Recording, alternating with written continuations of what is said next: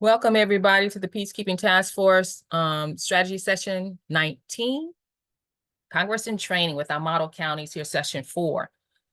We got some exciting things to go over here today. So as always, just you can see the Strategy Task Force team there at the top of the agenda and our primary focus that we are focused on here, getting our American government restored county by county. So I like to acknowledge the international state assemblies and the model county assemblies and even just the county assemblies who are attending here today.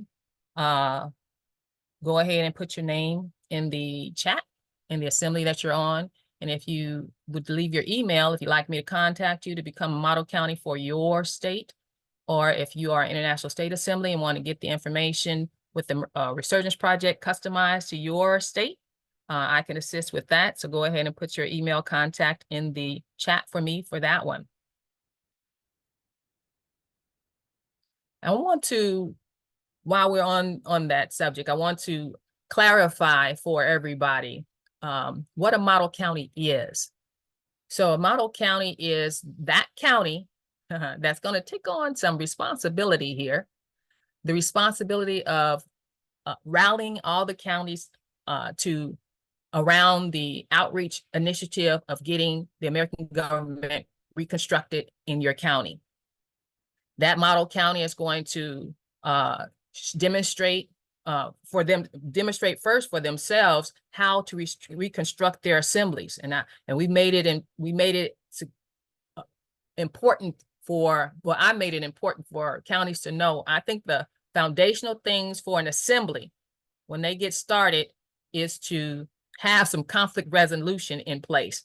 And that is that ombudsman and that oversight committee to hold our officers accountable for our actions. That's a foundational thing that the county assembly or state assembly, any assembly, when you first start to construct yourselves, you got all kind of personalities come together trying to work toward one common goal.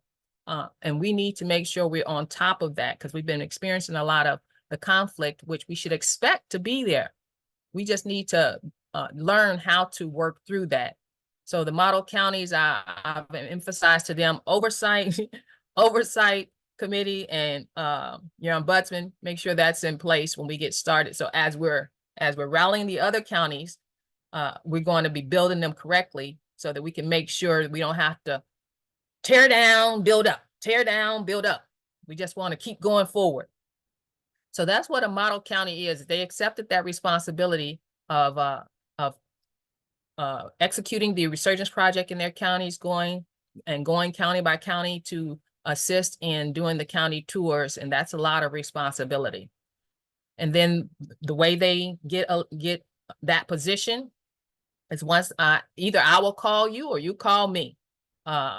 So if you run across this replay and you like, oh, our county wants to do that, wants to get all the counties rallied behind reconstructing the United States. So when the counties rally together, they're reconstructing the United States.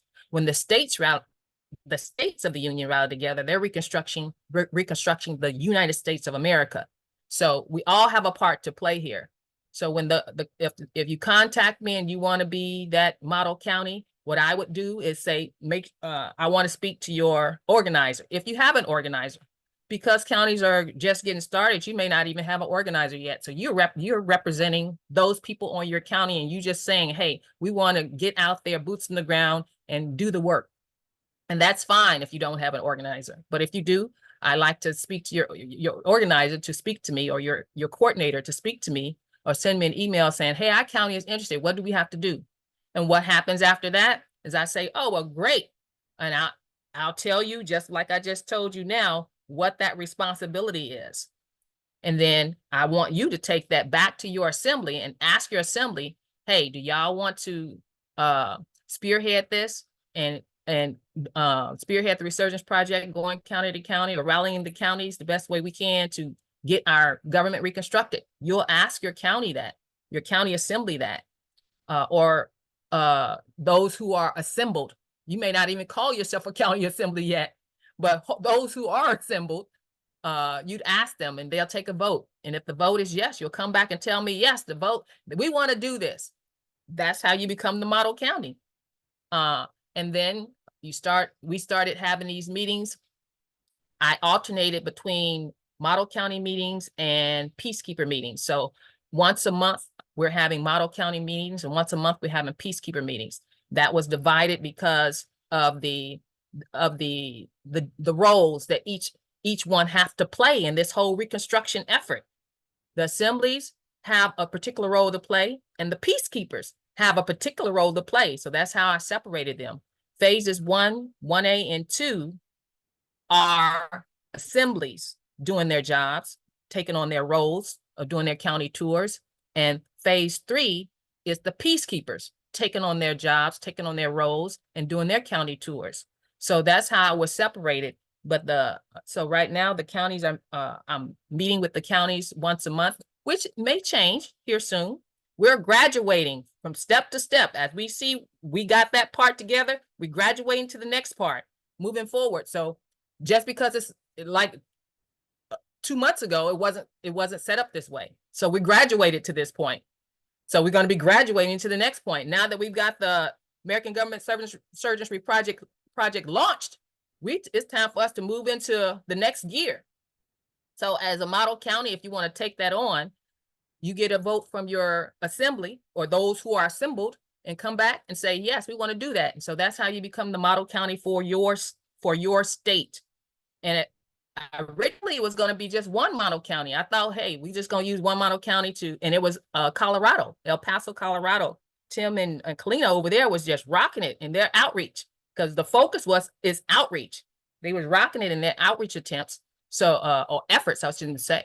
And so I called them and asked them, hey, you want to be the model county for the Resurgence Project so we can show what outreach actually looks like and take on these public meeting county tours and stuff? And they said, took it back to their county assembly, said, yeah, they voted yes, we want to do it. But then I began to understand or understand that county government, county assembly government is not the last reconstruction body politic that we have to concern ourselves with. There is another level after the county. There is another level called the town. We have the American town is missing, not organized as an American town. You have your cities who are municipal towns, and you have your counties and your townships who are territorial towns or communities, I should say. Those aren't American. That is where the grassroots self-governance began, right there in that community. So we have to take on the responsibility, actually, of helping the grassroots communities organize themselves into a town, an American town. So when I realized we have to do that, I took on the idea of getting one model county, at least one model county in every state, because now we have to take on another responsibility now that we realize the American town is missing. And I think that was the nail in the coffin, to realize that the community itself, when it self-governs, that's where the recognition of the American government comes from. That grassroots level of a town saying, I am an American town. That's where the recognition is going to come from, ultimately, because it's got to come from the people. The people, by the consent of the people, government exists. So it's got to come from the people. So that's how it became an effort now to find a model county in every state, because there's a bigger job we actually have to accomplish. So if you're interested in being a model county for your state, go ahead and put your email address, and I will get a hold of you, or you can just contact me. My information is always on all the documents that I put out in our Resurgence Project here. Let me shift now to updates on the initiatives that we did get started here. The Ombuds intern, we started that. That's the email that you can use if you want a request for service. You having some conflict going on your assembly, and you need some help getting some counsel, some direction on how you can resolve it. you can use that email and put in a request for ombuds service.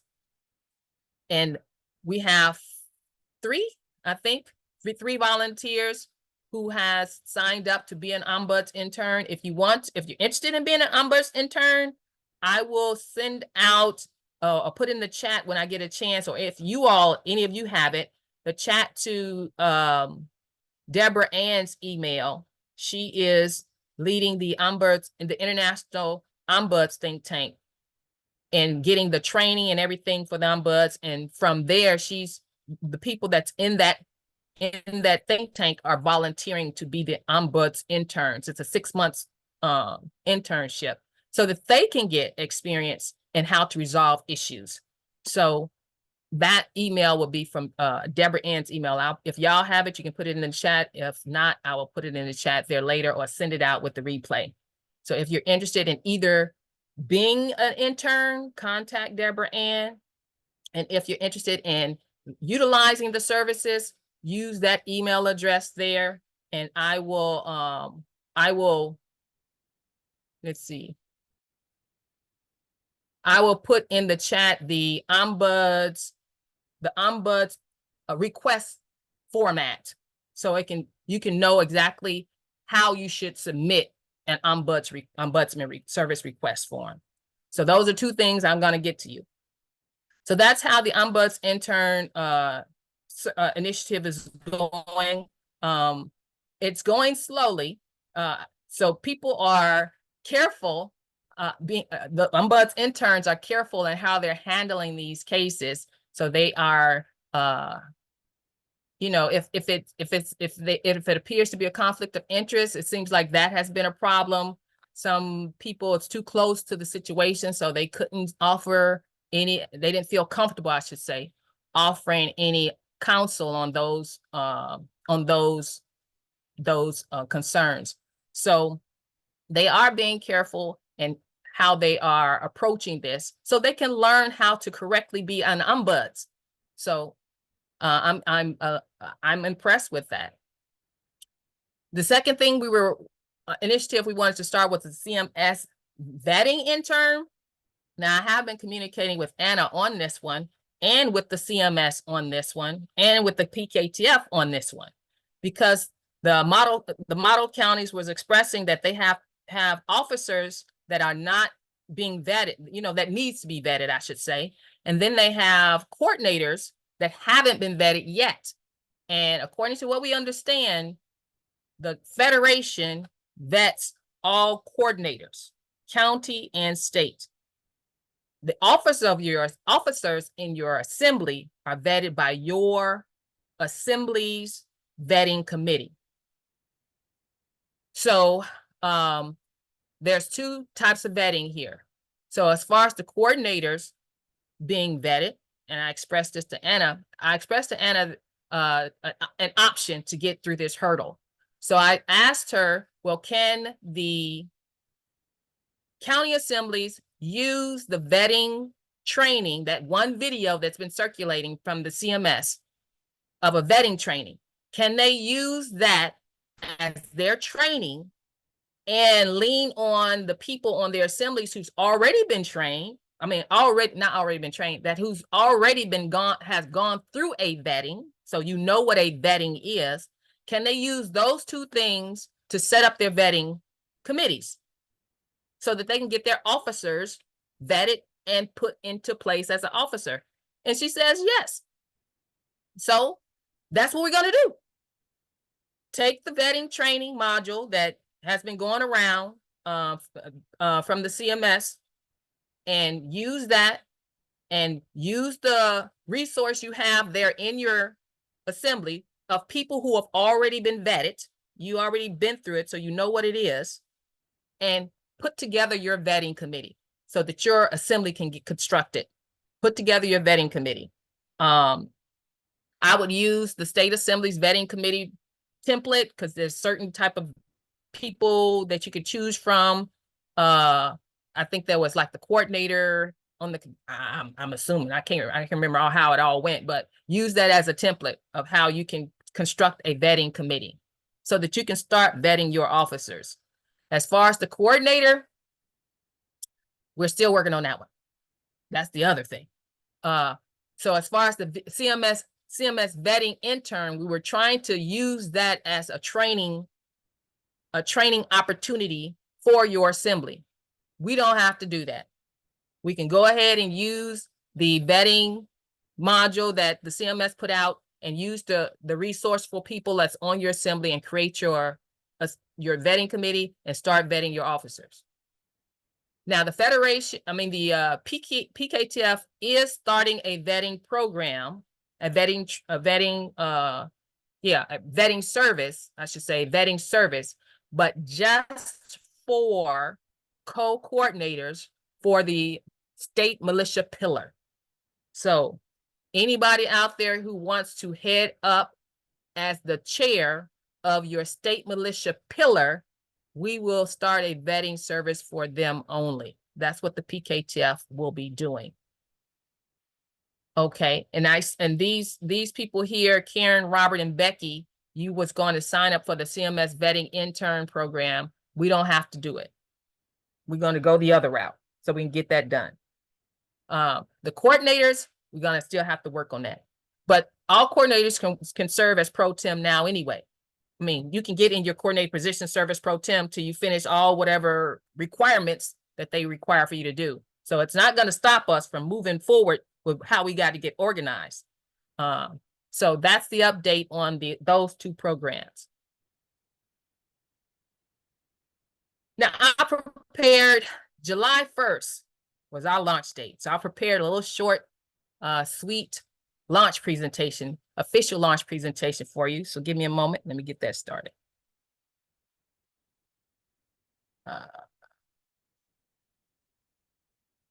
So for those who's here now and for those who's going to be watching the replay, I prepared this official project launch presentation because I want to commemorate this time in history. This is a pivotal time in history where we've taken another step forward. We graduated again, where we have launched the American Government Resurgence Project after, 17 months of development. The initial idea spawning from that one little postcard idea that I presented to Anna in that coordinator training call back February 2024 is when it started. And as people came on board and saw the potential of the project, it went 17 months into development. To July 1st, we actually launched the project. So we're commemorating that in history, and that's what this presentation is about. The American Government Resurgence Project has two primary goals. One is to gain the recognition from the American people, our employees, and the world nations as America's only government. And two, to achieve a systemic solution to get the remedy for the American people and end that 160-year-old criminal fraud scheme that's being perpetrated upon us by our employees. As we have now launched this project, I want us to take on this mindset, to make a note to self. We are a government. I know I repeat that often because it's a shift in your mindset you have to make to posture ourselves as a government. As a government, we have to be accountable to the people that we serve. We have to be transparent in our government activities. We have to be competent in our roles that we play. We have to be just in our interactions toward each other. We have to be accessible to the American public. We have to be knowledgeable of the fraud and the true American history. We have to be professional in our conduct. And we have to be organized in our assemblies and organized in our public meetings. So I encourage everybody to take on that mindset and posture yourselves as a government. Now, as we're going out there doing our county tours, there's several messages we need to make clear to the American public. And that is, we are the government. And we are America's only government. That is a message that we have to deliver to the American public and make it clear to them. The government that they know now is not the government. It's a government. It is a government, but it's not America's government, and it's not the government. Other messages that we need to make clear to the American public is that they have a birthright. Your nationality at birth translates into a birthright political status called an American state national. There is no citizenship at birth in America.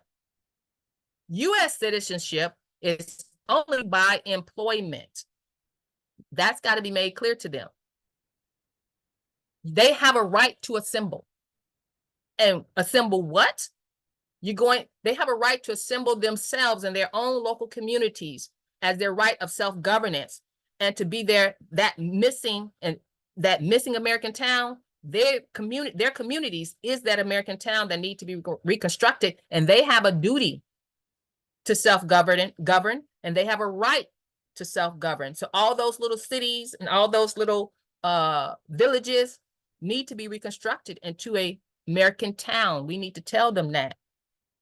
We need to let them know that they need to correct the public record with a declaration, direct declaration of political status, a declaration of nationality, naturalization, and make notice to the de facto that you are no longer, and you did not intend to be an accomplice to the human trafficking of birth registrations.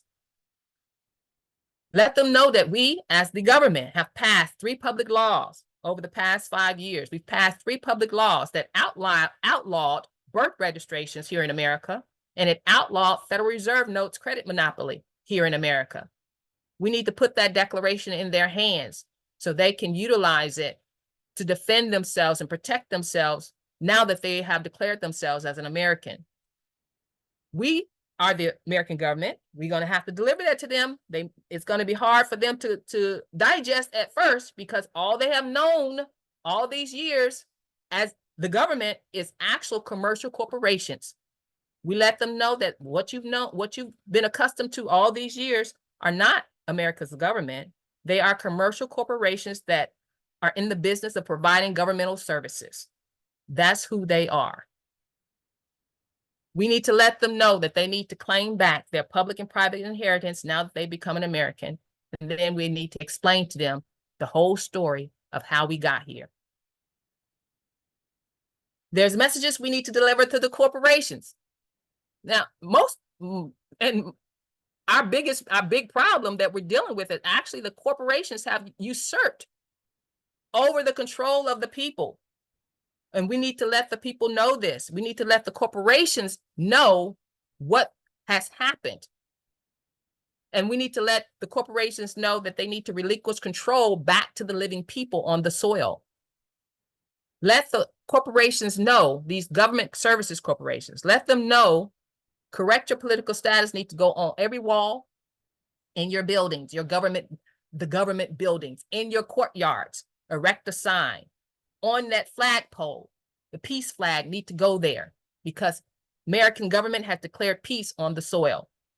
These things we're letting the corporations know. When I say corporations, those are the government services corporations. But there's also the other aspect to this is the corporations called hospitals. Those corporations need to know they need to stop issuing birth certificate bonds for the state corporations as their proxy. That corporation, we need to let them know.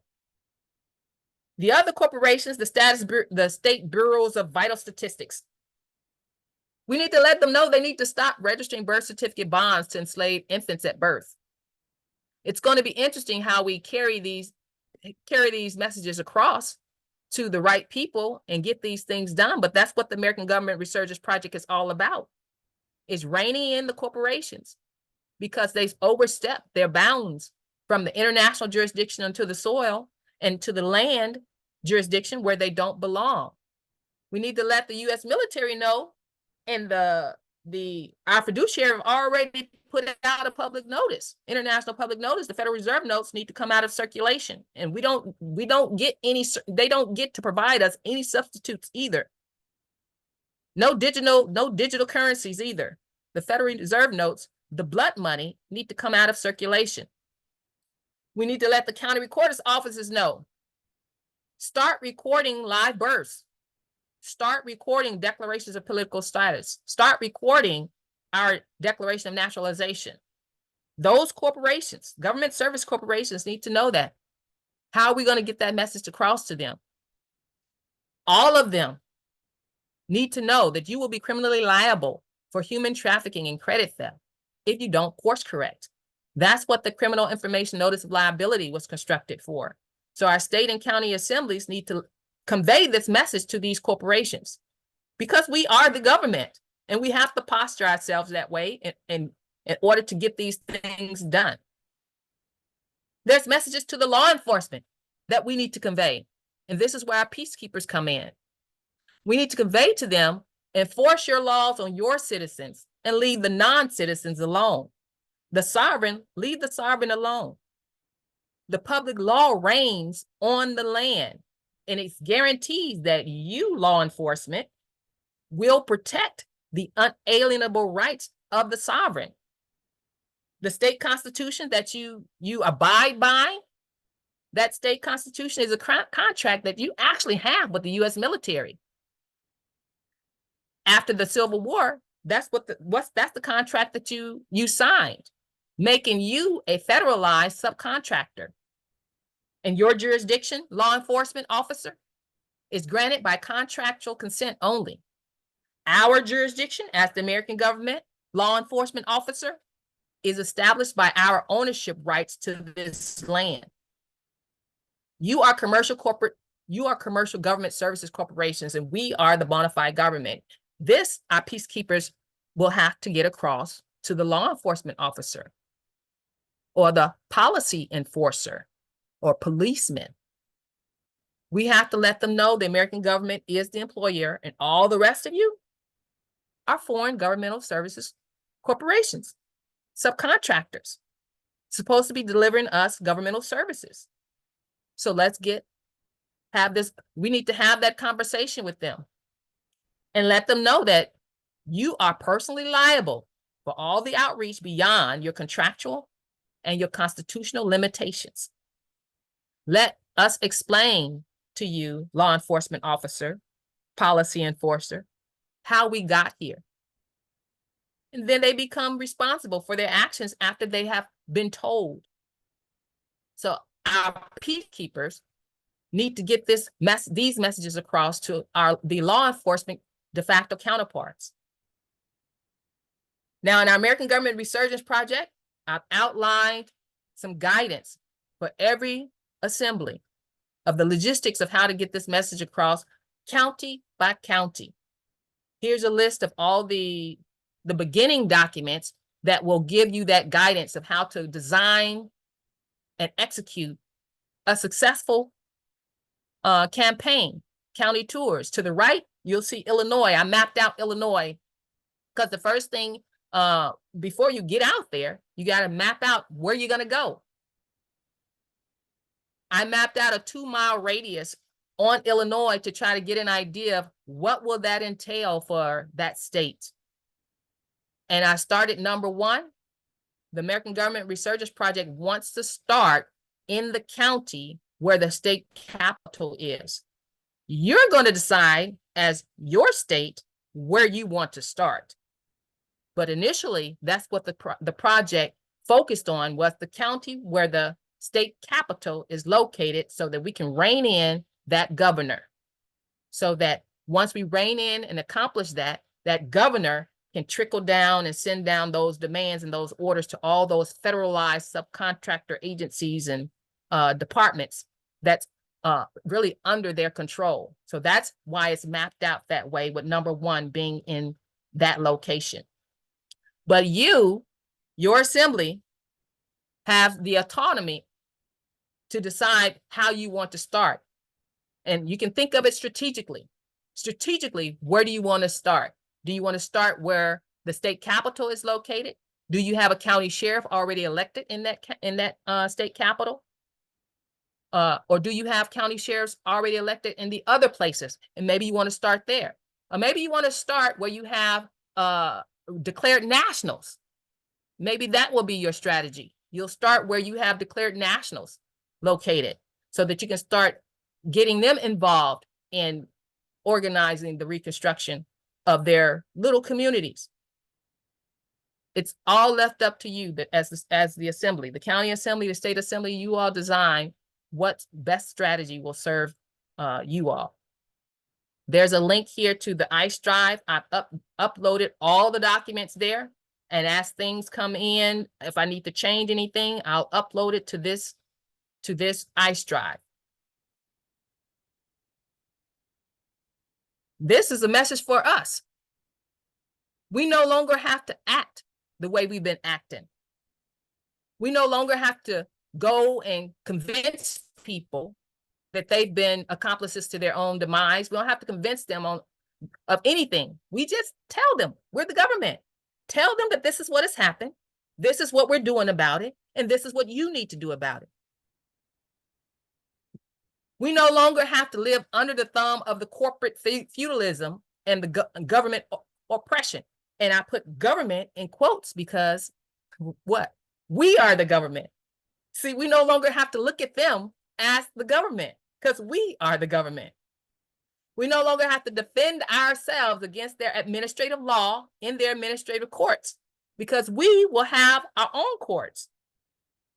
We no longer have to wonder what happened to that Constitution or our Bill of Rights.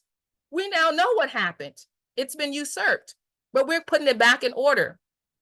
We no longer have to choose to be ignorant or apathetic because we feel so powerless to do anything about the situations that we've been finding ourselves in for this past 160 years. We don't have to choose ignorance anymore, and we don't have to be apathetic anymore because now we're empowered to do something about it, reconstructing our American government.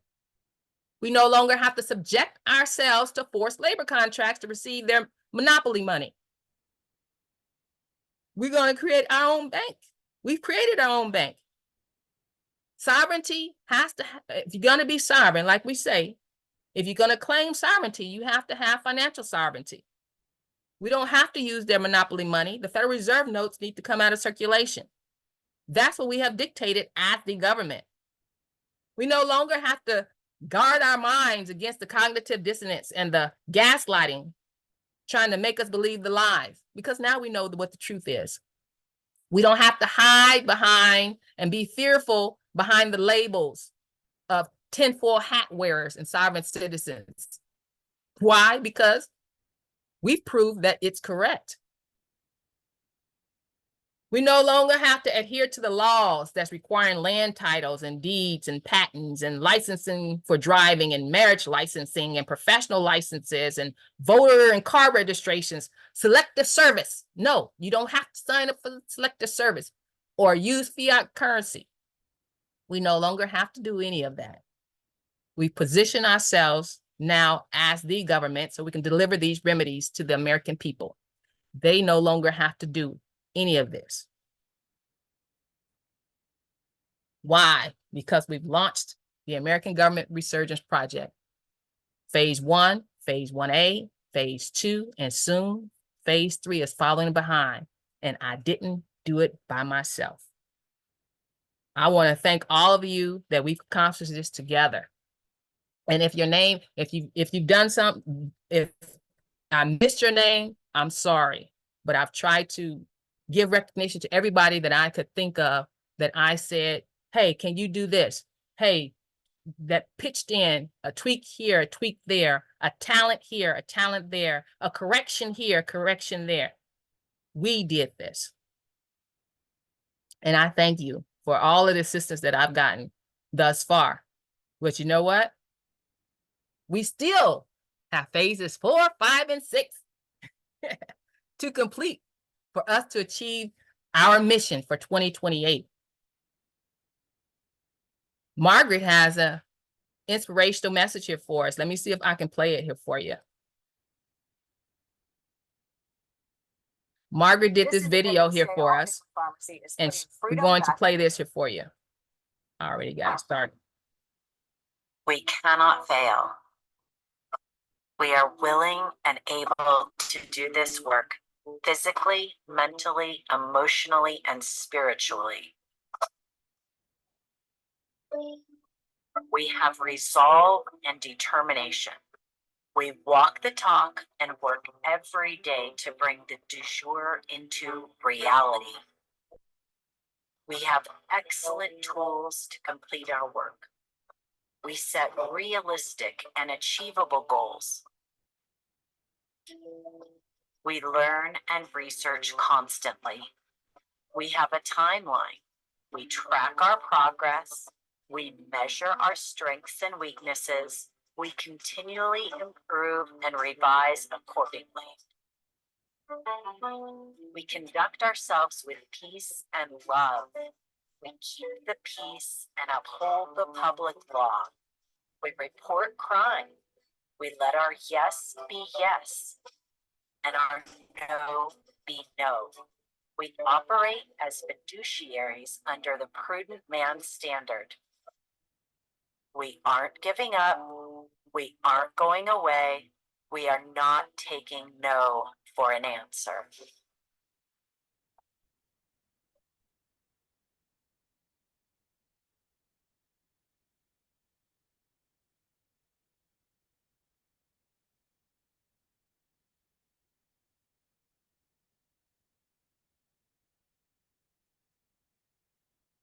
Thanks to Barbara for that presentation. That's one of her contributions to us, to give us encouragement, to give us a sense of pride in what we're doing, tenacity in what we're doing, inspiration in what we're doing, because we have to do this together. Any more volunteers who want to step up to the plate and finish what we've started, phases 4, 5, and 6? I'd like to deliver that to you for today and let you know we got a lot more work still to do, but we can get it done together. Thank you. I wanted to deliver that presentation to everybody to let you know to commemorate, memorialize this time in history that we've launched this project and we are on our way. I feel good about what we've brought together here so far. I know it's getting better. And as different people come on the scene and put in their helping hand, the vision is even growing more and more. Because my vision was a postcard, you know, but the vision is growing more and more as more hands come and offer their volunteer service. So together we can get this done. Now, as you all are designing your execution plan, one question I had asked in one of our strategy task force sessions, the question was, can a state assembly actually hold a public meeting? And I asked that question out loud because as I think about me being here in my little community, how things operate in a community, when I'm talking about grassroots level, how things operate on the grassroots level is, in order for the state to come into my community, into my county, or into my town, they have to speak to the authority here first. So ideally in our outreach execution plan, I'm thinking that it would be best for the county assemblies to actually sponsor the state assemblies, inviting them into the community. And because the state governments generally don't get to come into a community without talking to the local leadership first. So maybe our head officer in our government, which is the county sheriff, and those who elected him on that county can organize the county assembly's public meetings and present their state assembly together to the communities, demonstrating the respect for the jurisdictions and the sovereignty of the local community. I'm thinking that that would be the best execution strategy as we're going county to county. Now I want to show you the link here is in your agenda of where all the documents are going to be, well, are housed. Yeah, I'm just going to open it up here. When that link opens up, it'll come to this page. On this page, you'll see here, it says American Government Resurgence Project. This is the ICE drive that the International Outreach Think Tank created long ago when we started putting our heads together, thinking about different outreach strategies. So I've created a folder here for the American Government Resurgence Project. In the folder, you'll see all of this. So what you're going to do as an assembly, this is where you're going to come get all of your brochures, your postcards, all your email templates, the template for your declaration of land law regarding the birth registrations and the Federal Reserve notes. I have a particular folder here to try to make this more simplified that says read this first.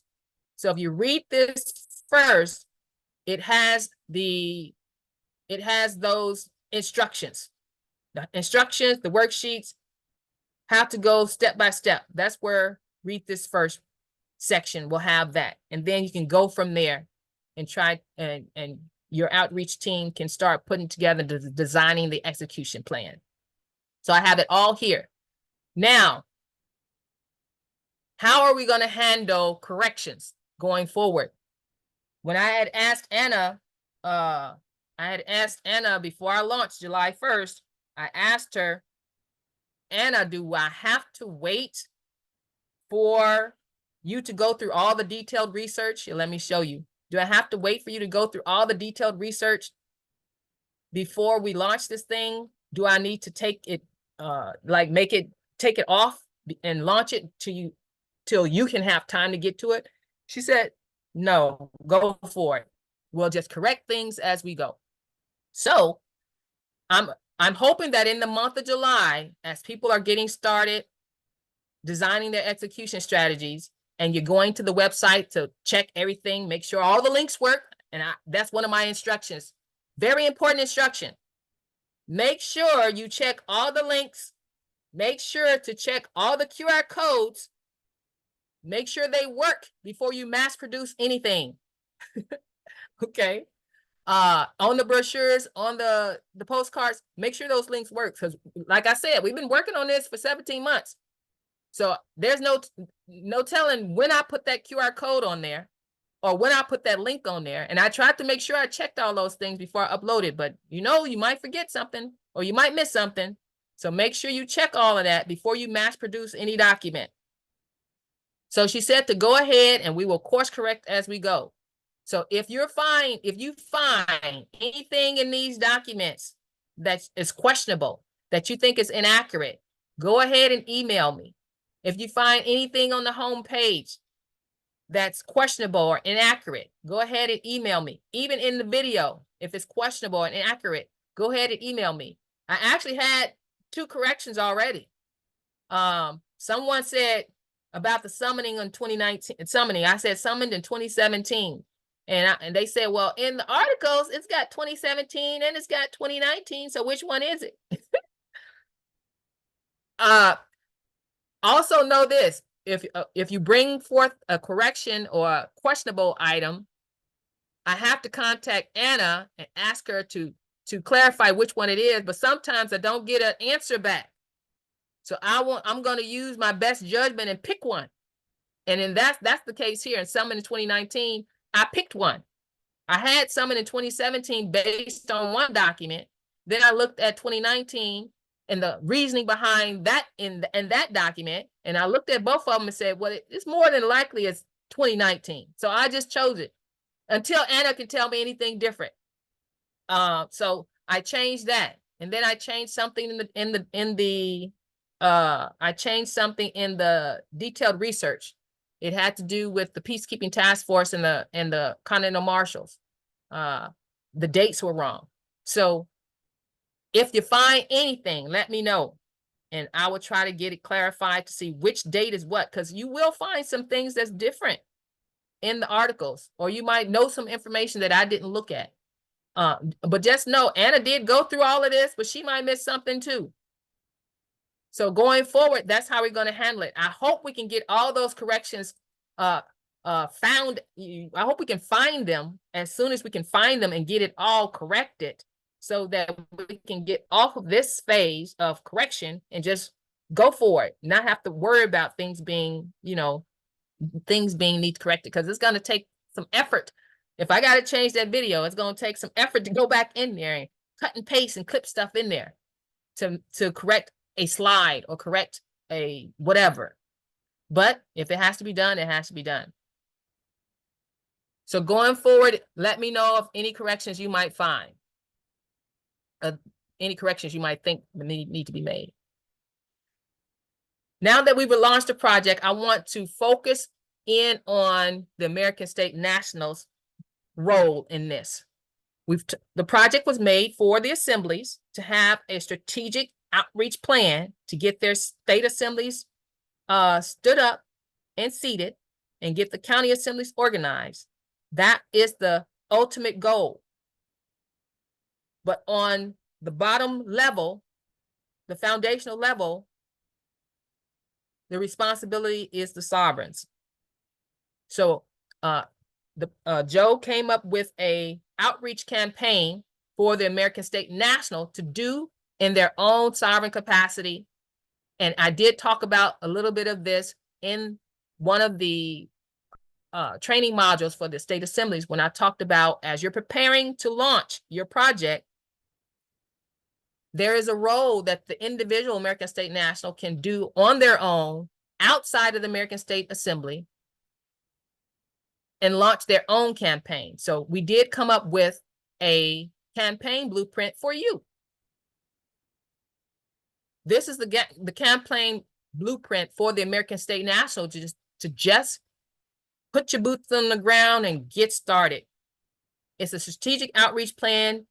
Everybody can, every national can use it, whether you want to be in the state assembly and serve your government, or whether you don't want to be in the state assembly and serve your government. Matter of fact, when you get people declared, you sign their documents, witness their documents, you get people declared, you can present this to them.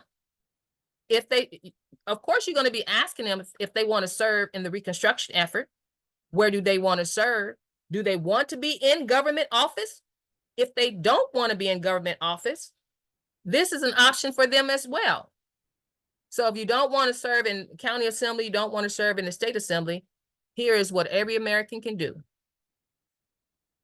This is the campaign blueprint that we came up for every American. So you can prep and plan your own campaign. You prepare your materials. I'm going to go through it a little bit here, but this is going to be uploaded to the ICE drive. It's already in the chat, so you can download it. This is going to be uploaded to the ICE drive for all American State Nationals can download it and get to work. Get your boots on the ground. Prepare your materials and your elevator speech. What you're going to tell people. You have the flyers, the postcards, the brochures. You can download those and just use the generic ones. I have generic ones, and then I have customized assembly ones. Download them, briefly explain. As you're going out, you briefly explain to people what's on these flyers and what you're doing. So you need a 2-minute elevator pitch. Hey, the American government is being reconstructed. You need to, how are you going to tell them that?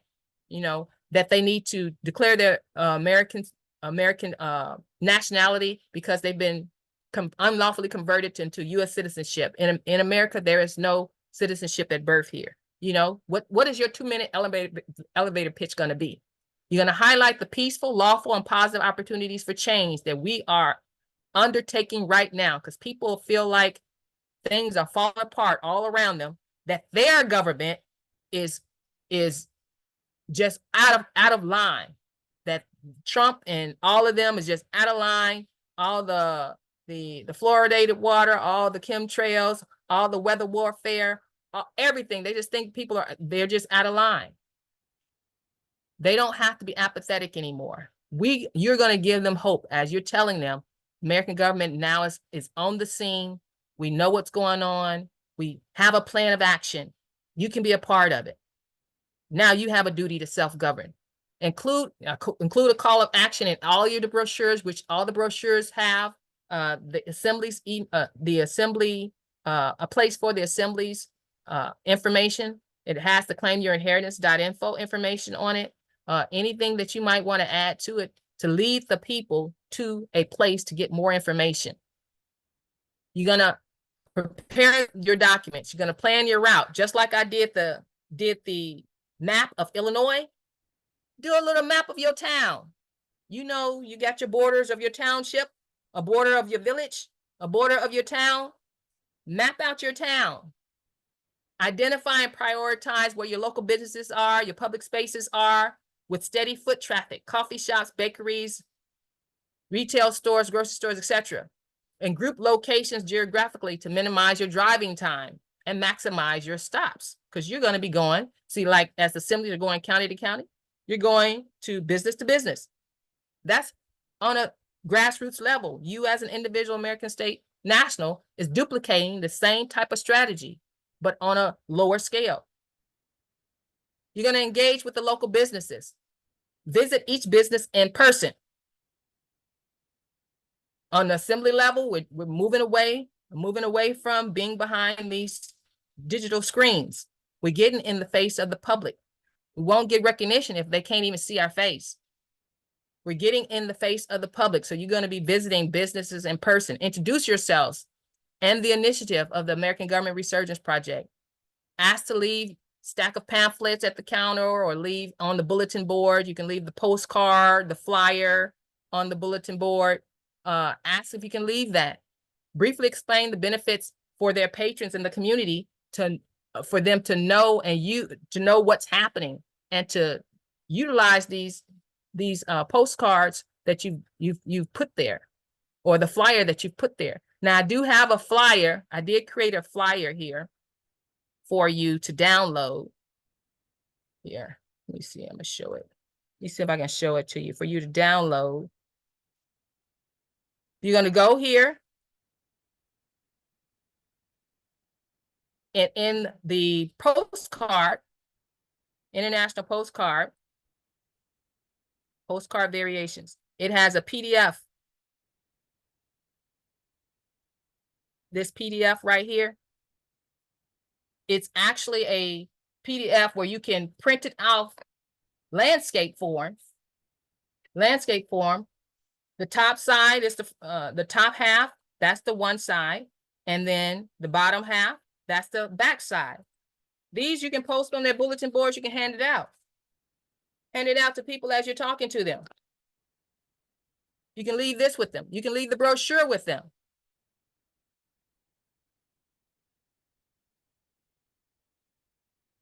So these are materials that you can just go ahead and download and hand them out.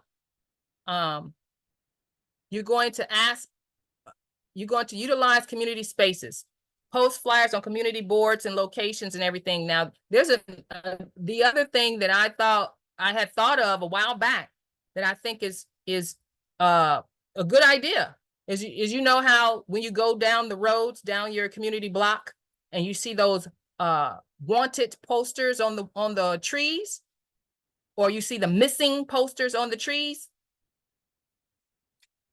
Post the International Public Notice Campaign postcard. I would do it top to bottom instead of putting it back to back. Just put two papers, post it on the trees. It'll get attention when people going by that community block. I don't know if you'll get in trouble. I know people put wanted posters and they put up missing posters. I don't know what ordinances are in your community, but maybe you need your sheriff to go out there with you while you're doing it. Your county sheriff to go out there with you while you're doing it, or your liaison, somebody to vouch for you and for you to let them know we're government. See, we got to posture ourselves in how we're doing this. So that was an idea of also how to post flyers. You can attend local events like farmers markets and hand out the flyers, or set up small tables. Place materials in high traffic public areas such as street posts, like I was saying, trees alongside the roads, parks, town halls, and community centers. These are things that you can do. Digital follow-up. Share the digital versions of the pamphlets on local social media groups, neighborhood forums, and community websites. Like in our little community, we have a Facebook page, a group Facebook page called Pembroke 60958. So we can post things in that group page.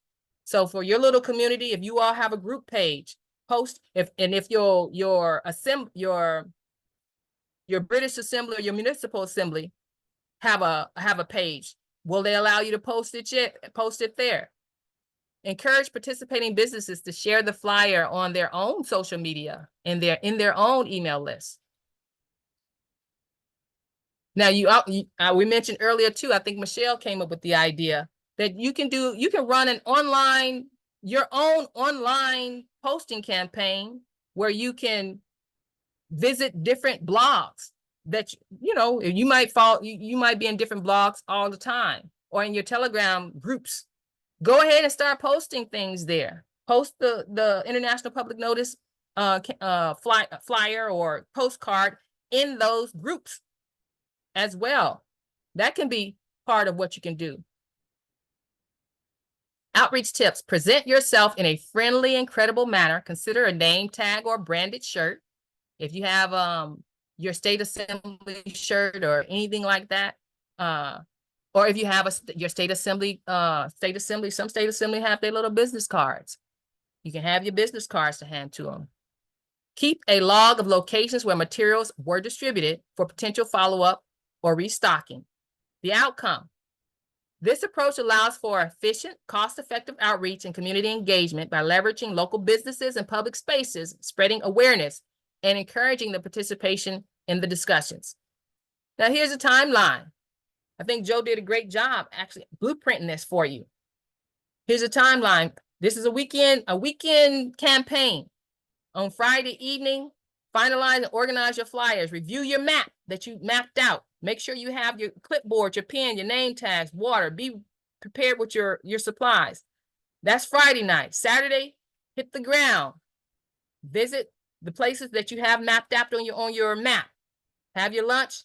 Come back again. Your second campaign, go around. Post your flyers. So however you want to do your campaign, Friday, Saturday, and Sunday. That's the first weekend. Then the second weekend is your follow-up weekend. Go back to those places. Visit the locations you missed during the first weekend if you have missed somebody. Then check in with the businesses and the community spaces to see if more brochures or flyers are needed to restock up, or follow-up conversations with people that you talked to before. Make a note for yourself. Briefly note your feedback or your questions. And then digital and restocking follow-up, spend 1 to 2 hours after the second weekend sharing your digital flyers online. So this is when you move to your online campaign. And periodically, every 2 to 3 weeks, check back in those high traffic locations to restock your materials. That's a blueprint for any American State National to do. And you can engage in this campaign. Every person you declare, you upload to the LRO. You're going to be asking them, where do you want to serve? Do you want to serve on your county? Do you want to serve in the state? If you don't want to serve in government at all, then self-govern. This is a blueprint where you can get involved and let people know that they need to self-govern. Let people know about the information of the reconstruction of the American government and where they can go to get themselves involved. So we have it covered from every angle. I'm going to put this up in the ICE drive for you all to download.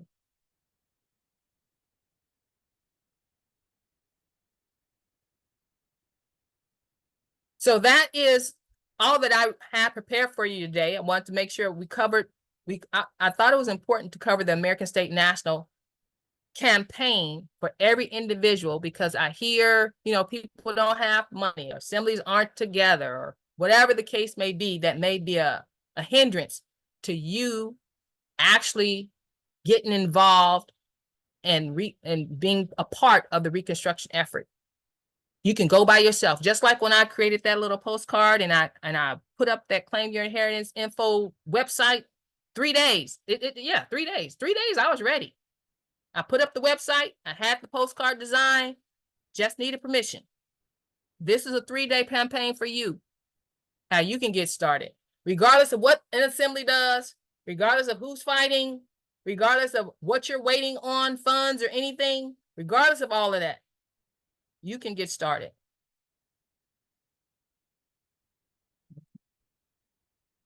Okay, so I'm going to take your questions.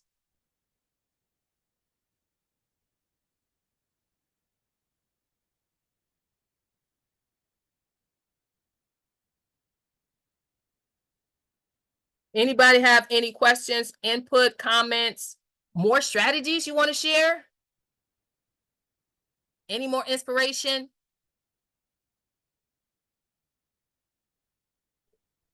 Okay. Oh, And, hi, Louise.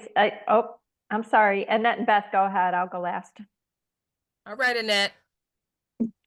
Thank you so much for all, very obviously, a lot of work that you put into this. You are an inspiration for sure.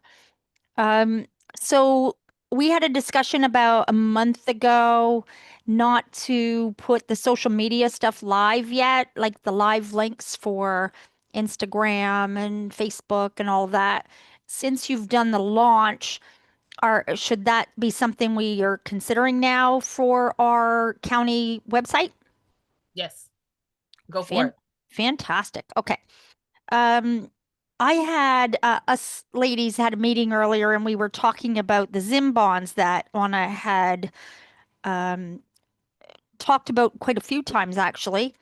And I happen to have a few. And so if we're not able to necessarily, do the bank thing yet, maybe we can ask for a proposal that if I donate a Zim bond, I know that they're quite valuable in the process of, for humanitarian projects. I would classify this as a humanitarian project. We're saving our country. That if I were to donate one, could we use those funds to push forward with this resurgence project? That would be a decision for your assembly to make. Like mine on Marion? Uh-huh. Okay. And why would it be about the assembly if it's my money? Are you donating the money to the assembly, or are you just getting your money and just gonna go for your own efforts? Well, based on what Anna was saying they're worth, it could run the entire country's efforts. Oh, One of them. okay. So are you wanting to donate some money to one of the instrumentalities like the Peacekeeping Task Force, the Continental Marshals, the Federation? Are you saying that? I would suspect so. So based on what we're learning from what Anna has kind of put forward, one is worth $36 billion. So I would think that would get us pretty far. Well, then I would bring a proposal to whichever org. So I know we say the American government, and we are the American government. But there's instrumentalities in our government. So we don't make a decision for everybody. The only one who will make a decision for everybody, I think, would be the Federation and the Fiduciary. So if you want it, Obviously, she would have to approve it because Yeah. it's kind of stepping over where the banks would step in, and maybe they don't want that kind of money out there yet. I was just thinking, how do we get this moving without funds for everyone? Because I feel their pain, and that would be, I just happen to have a few of them.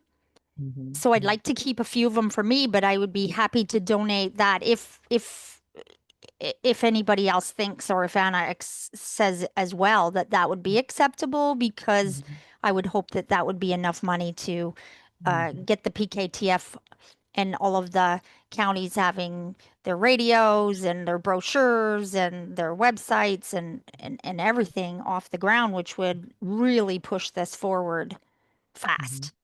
Yeah. just my opinion. Yeah. So if you want to donate it to the Peacekeeping Task Force, That you would can be a put yes. okay. You can put together a proposal and present it. We'll present it to the directorate, which we're having a meeting today. So I can mention it to them today about your offer. And then of course they're gonna say, well, you know, let's look at the proposal and let's see what's, you know, look into it. Okay, Yeah. spectacular. Okay.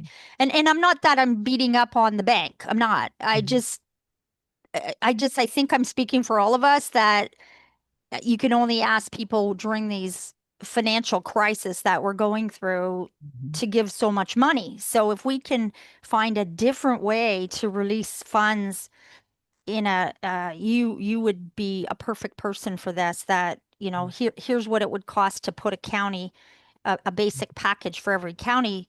I think it would change the dynamics of where we're at. And that's just my opinion. And I don't mean to speak for everybody. I really don't.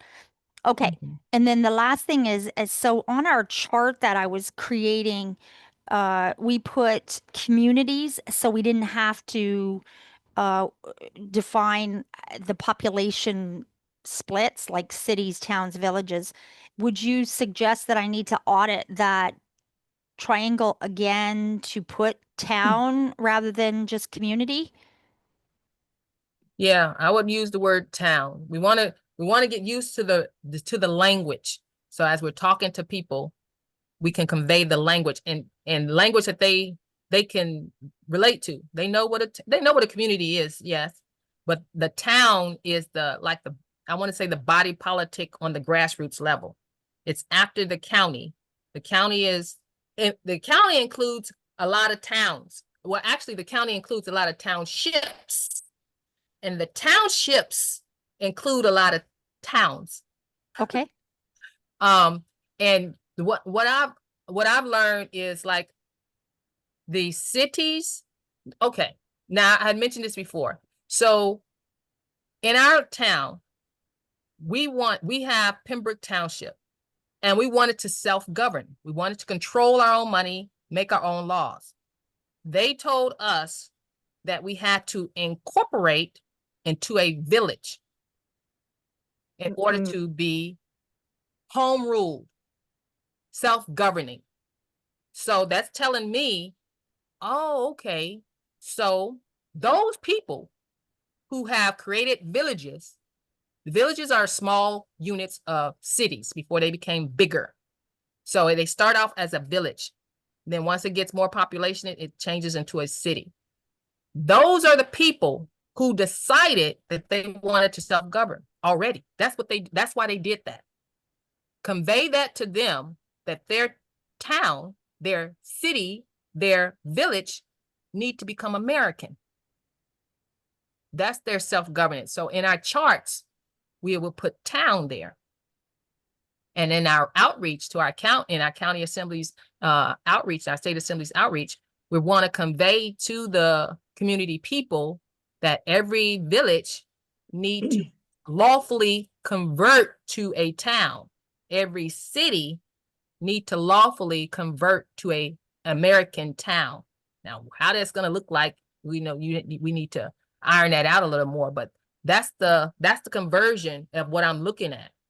So population is not relevant at that way of looking at things. It doesn't matter if it's 10,000 or more. It doesn't matter if it's whatever population is in there. It's just a grouping of homes by definition being, so we're taking away a status of a city.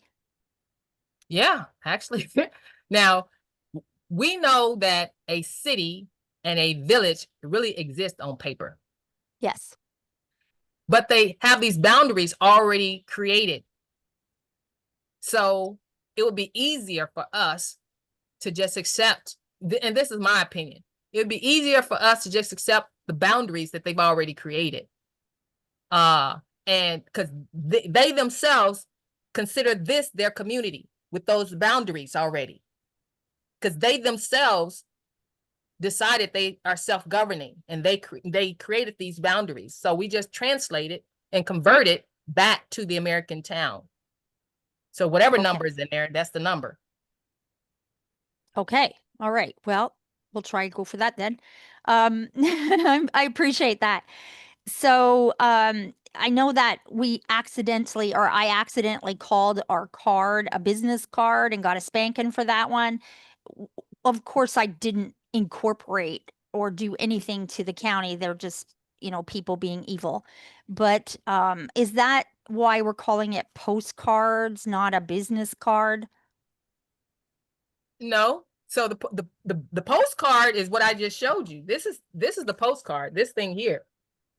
That's the Well, it's just smaller. This is the big version, but there's in the ice drive, there are small 4x6 postcard sizes and 6.5x9 larger postcard sizes. Those are sizes in the ice drive. I just made a PDF bigger as a flyer size.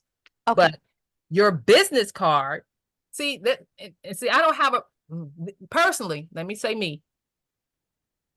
Government is business. The county assembly will have a business committee.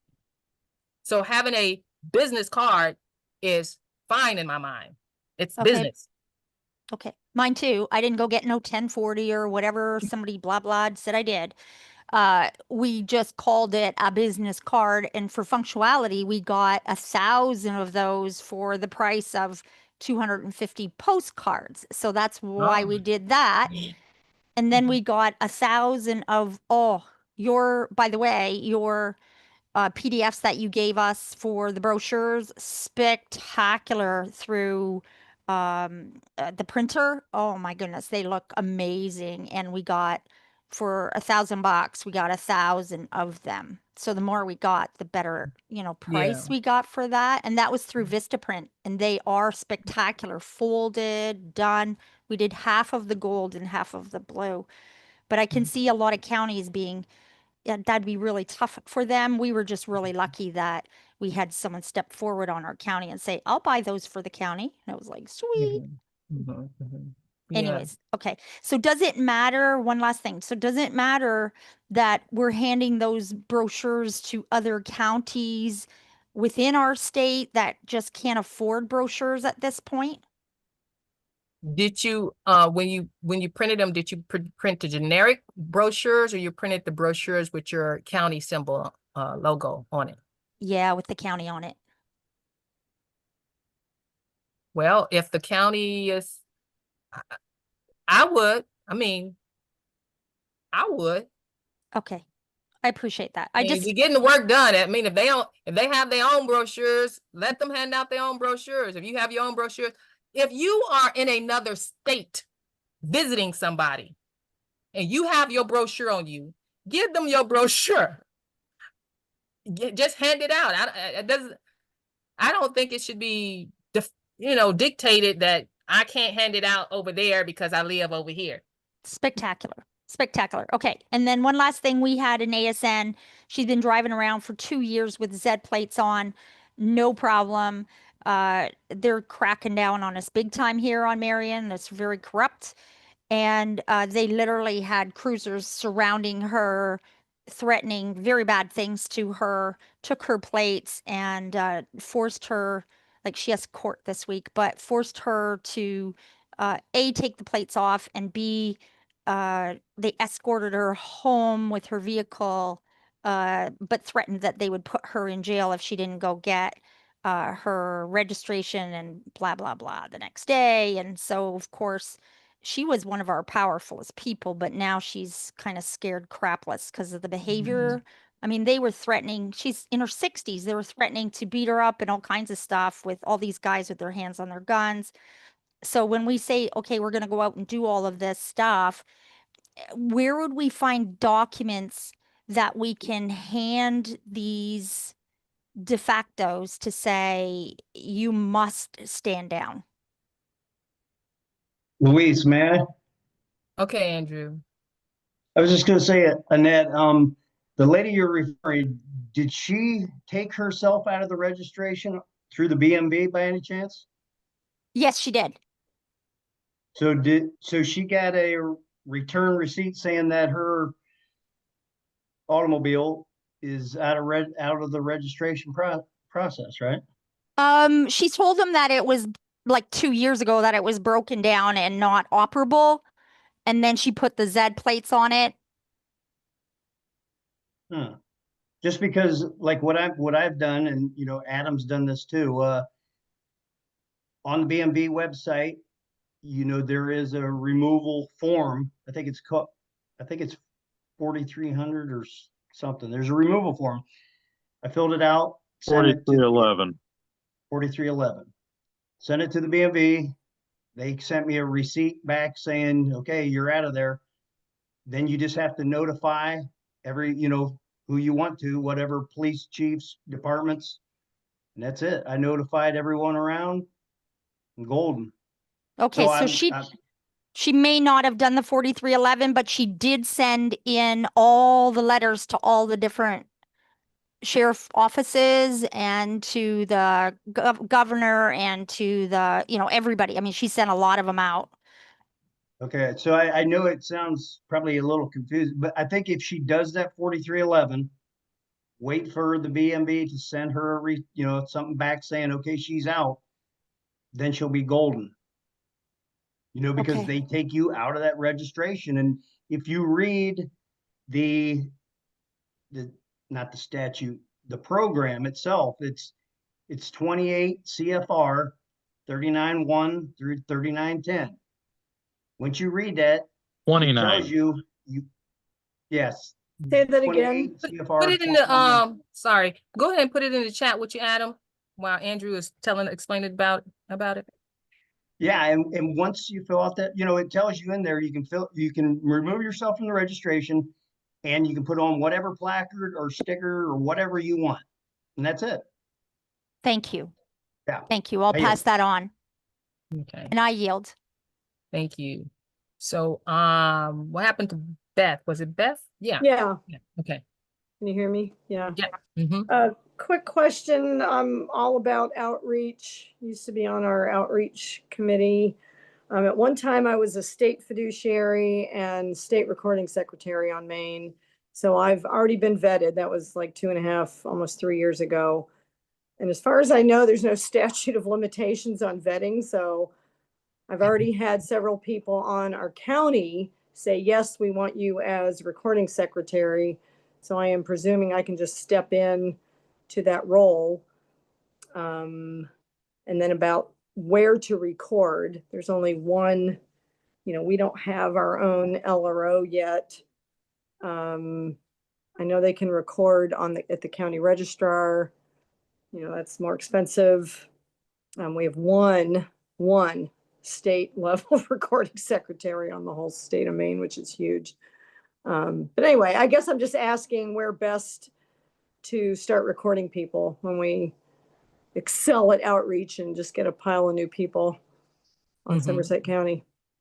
Yeah. So do you have access to the LRO? Not this, no, not the, when I was a recording secretary for the state, you know, multiple requests into Terry to get me access to the LRO, and it just never happened. I mean, we had one woman on the whole state of Maine who had to upload everything to the LRO because she's the only one who had access. And I think Mhm. there's only one now, and he's kind of part of the private club, so don't really want to go to him if we don't have to. Yeah. So if you as a recording secretary don't have access to the LRO, then the one who's declaring themselves would have to do another option, which Okay. would, you know, would be the global family LRO. Okay.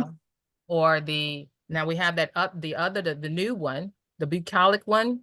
Let me see if I can bring it up. Oh, that Nethi started? Yeah. We have this one. Let me see if I can. Where is it? Oh, here we go. It should be.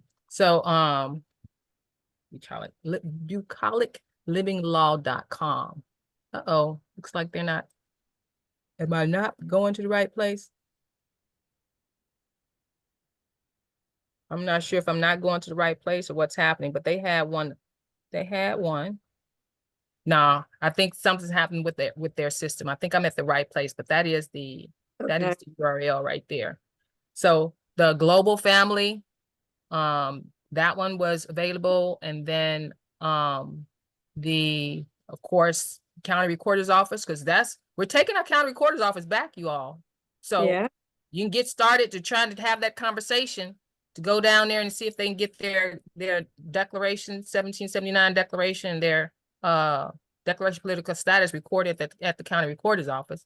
You can do it in a newspaper as well. So these other options may be the way that the declared national would have to go if the assembly does not have a recording secretary that has access to the LRO, to the okay. assembly LRO. So And to be a county recorder, county recording secretary, we have to design our crimper and our seal, our logo. Does that have to happen first? well, so you all who are, so state assembly recording secretary has a seal, right? Yes, as far as Okay. I know, they have redesigned it or something, and I no longer have they haven't let me in for 2 years. Okay. So I'm trying to get, so you don't have credentials as a recording secretary right now. not at the state level. I've been selected on my county.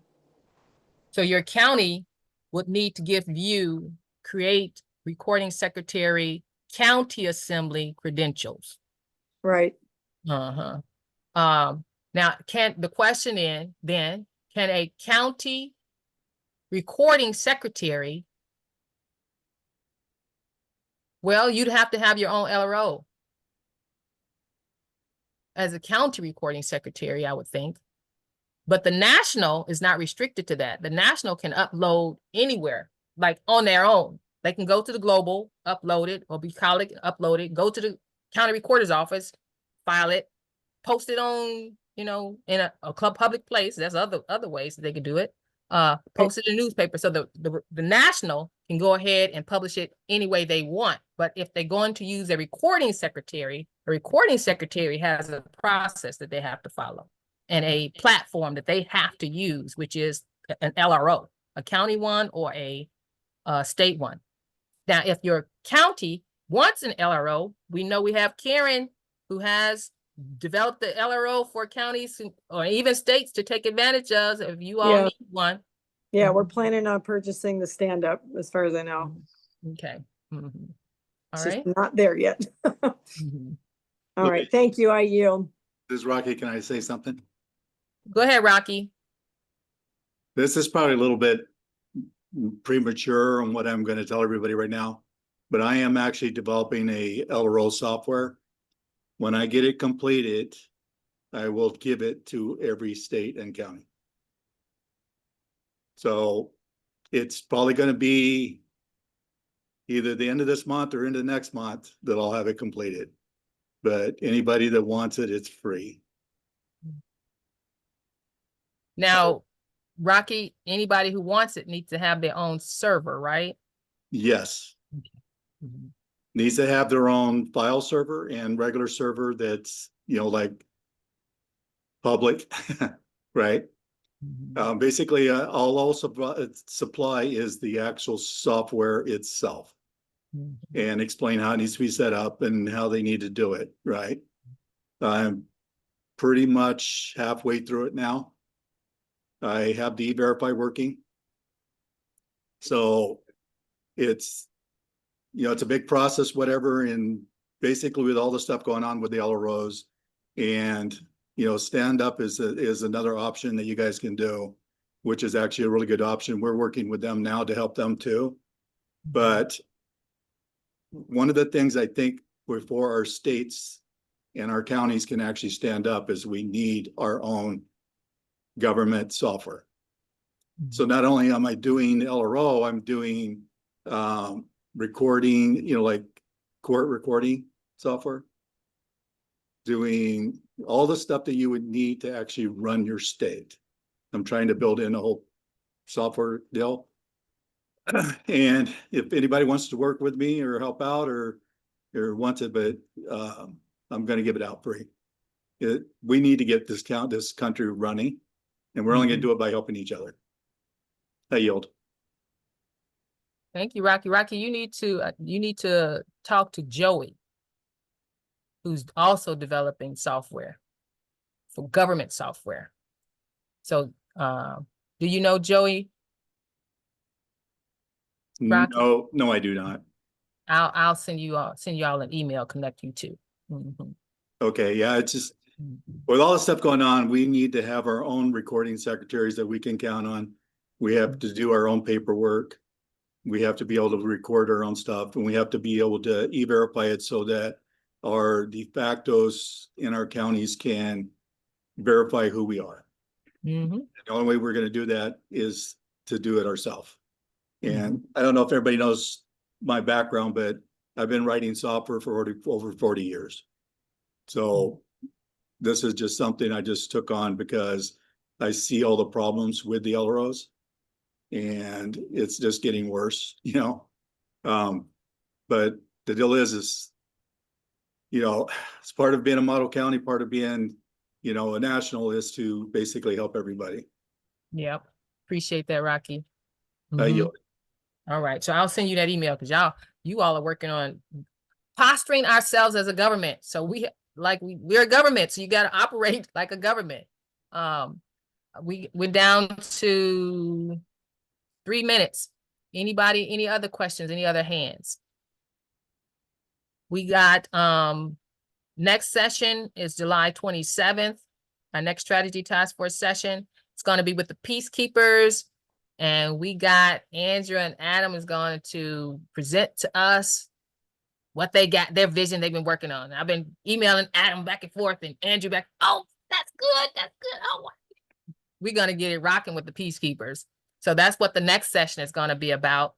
And Adam and Andrew, do you all want to put in a plug for your platforms, that the news platforms you have? Oh, before you do, I want to mention about news. Now, you remember how I just gave you a blueprint campaign for the American State National to go out there and do their own campaign. And we just launched the American Government Resurgence Project for all the county assemblies, state assemblies to go out there and do their tours. This is where phase 4 or 5 come in at. Report the news. What is going on the ground? That's what phases 4 and 5 is: the video platform for our TV news and the blog platform for our printed news. That's what we're finna graduate into now that the project is launched. So I'm going to give Andrew and Adam a time here to pitch their platforms that they got going on. Well, I just wanted to let everybody know, Restore the Republic. It's on YouTube, it's on LinkedIn. And then I'll let Adam speak about his own because I forgot the name of it. But yeah, we're going to be, trying to do more videos, more lives, and then start getting people involved in the chats and asking questions, like that. But I think something real quick, Louise, about the news, what you're talking about, the PSO, the Peacekeepers and Sheriffs Organization, is really taking a deep dive into that. And we had this idea of having our own journalists go out, so everybody can do this. It's not auditing, we all know them audit videos. So it's not that auditing, it's going out to your courts. And when you see a lawyer walk by you or a judge walk by you, you say, hey, I'm from the PSO, this chapter news organization. I want to ask you a few questions, and see what they say, and just get it on your camera, videotape it. And everybody's doing that. And then you send those little videos to Adam at the PSO, and we get it out as like a news organization, just like you're saying, boots on the ground. Mm-hmm. Thanks. Go Yeah. ahead, Adam. Put that link in the chat there, Andrew, to your YouTube channel. All Go right. ahead, Andrew.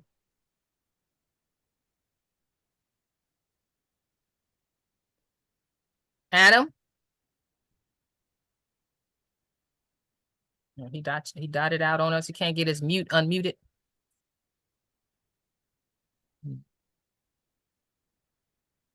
Adam, we can't hear you if you're talking.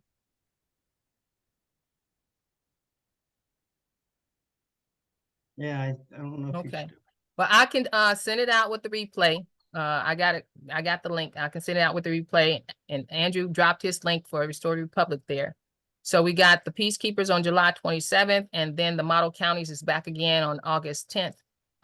And as we're launching and as we're out boots on the ground, we're going to be restructuring these meetings to move forward. So I know the Model Counties got some things brewing in the background too, as an advocate group and that type of thing. So these things are going to shift a little bit because you're taking on the responsibility. I'm just here to bring you my vision and my inspiration. I can't do your what you do. I mean, this is your communities, your towns, your assemblies, you know, and I'm just glad to spark some vision, give some type of direction, some type of template, and you take it and do with it what you think you need to do to get the job done in your community. So that's what we're moving to. I wanted to reconstruct the United States sovereign government. That's ultimately where we got to go. And that's what we're trying to get to. All right. If no more questions, no more comments, it's time for us to say goodnight for now, and I'll see you next time, okay? Thank you Thank so you much so for much. all the work you do. Thank you. Yes, thank you. Everybody You're else, welcome. awesome. Keep up the good work. Thanks, Louise. Yeah, have a good night. Good night. Thanks, Louise. Thank you.